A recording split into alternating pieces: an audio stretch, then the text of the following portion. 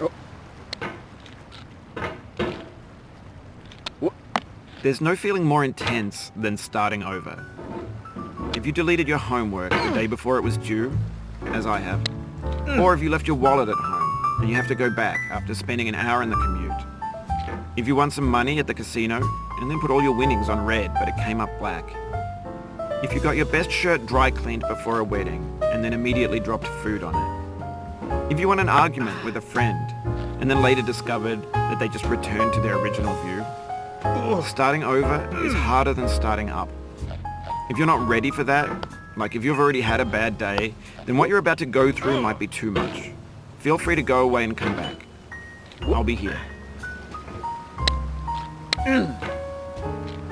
Alright, thanks for coming with me on this trip.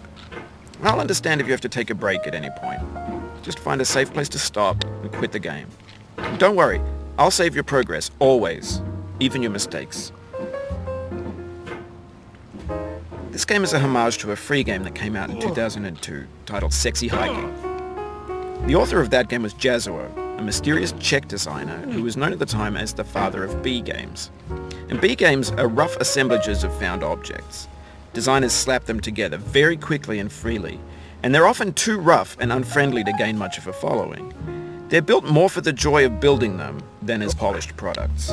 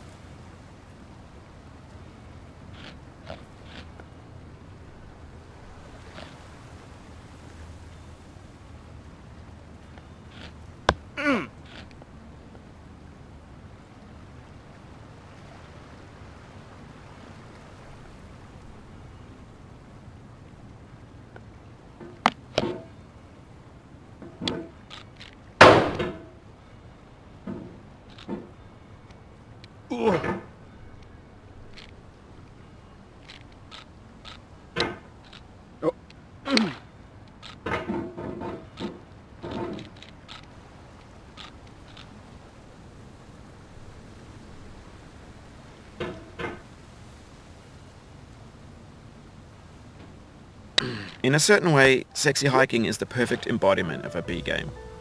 It's built almost entirely out of found and recycled parts, and it's one of the most unusual and unfriendly games of its time. In it, your task is simply to drag yourself up a mountain with a hammer.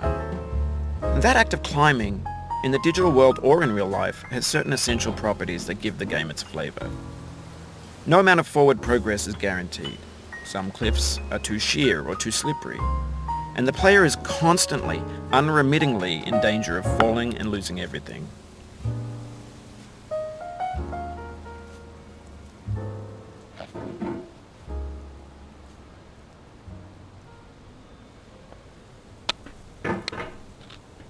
Anyway, when you start sexy hiking, you're standing next to this dead tree that blocks the way to the entire rest of the game.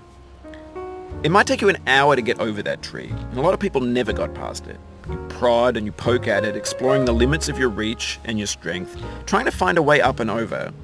And there's a sense of truth in that lack of compromise. Most obstacles in video game worlds are fake. You can be completely confident in your ability to get through them once you have the correct method or the correct equipment or just by spending enough time.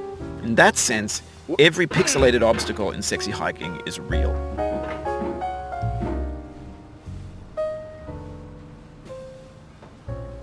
What?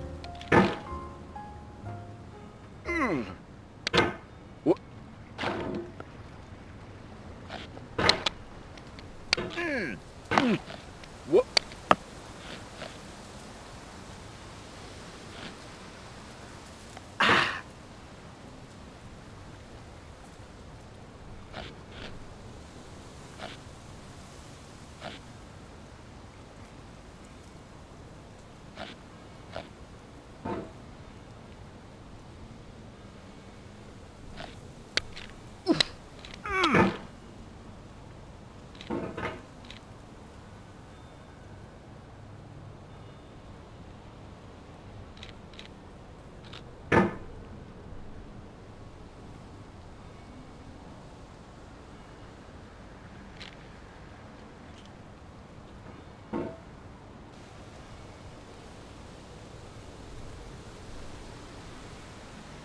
What?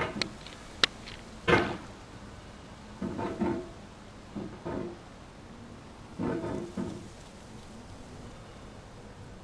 What? Oh.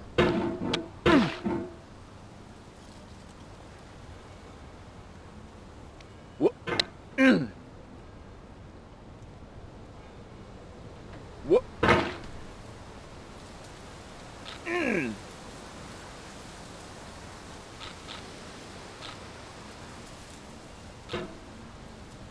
Oh.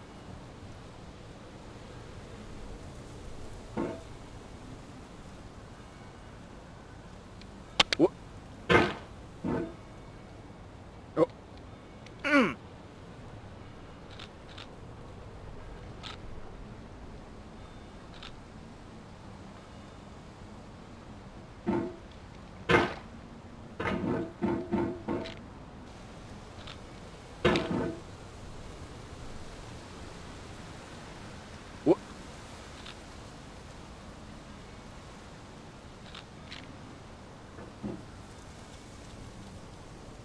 What?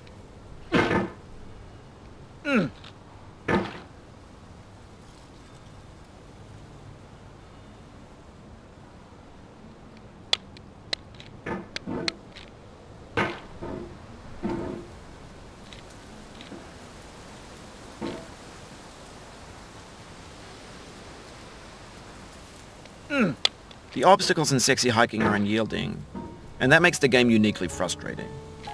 But I'm not sure Jazuo intended to make a frustrating game. The frustration is just essential to the act of climbing, and it's authentic to the process of building a game about climbing. A funny thing happened to me as I was building this mountain. I'd have an idea for a new obstacle, and I'd build it, test it, and it would usually turn out to be unreasonably hard. But I couldn't bring myself to make it easier. It already felt like my inability to get past the new obstacle was my fault as a player rather than as a builder. Imaginary mountains build themselves from our efforts to climb them, and it's our repeated attempts to reach the summit that turns those mountains into something real.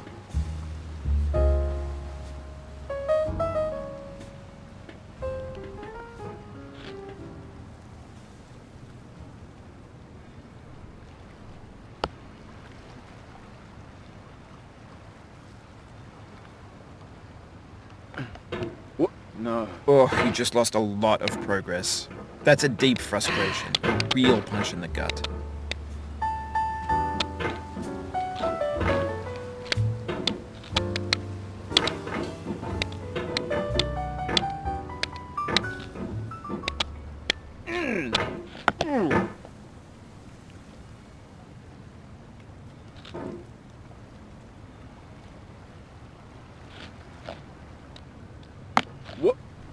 Oof, sorry about that.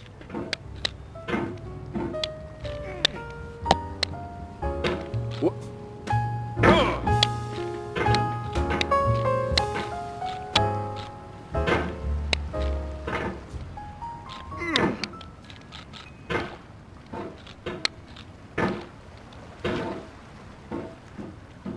What?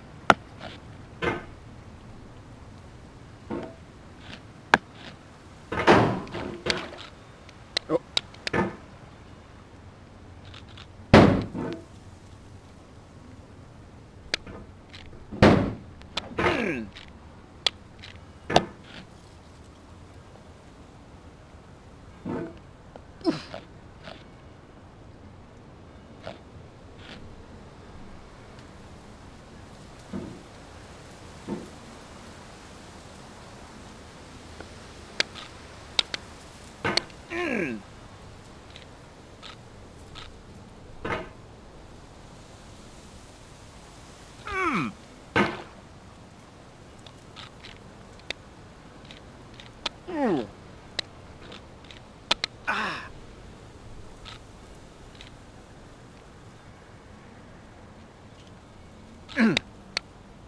Oh, it happened again.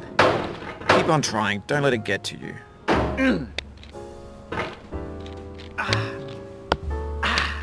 Oh.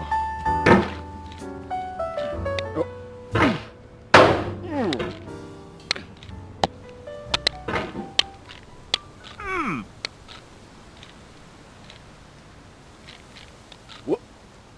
This thing that we call failure is not the falling down, but the staying down. Mary Pickford.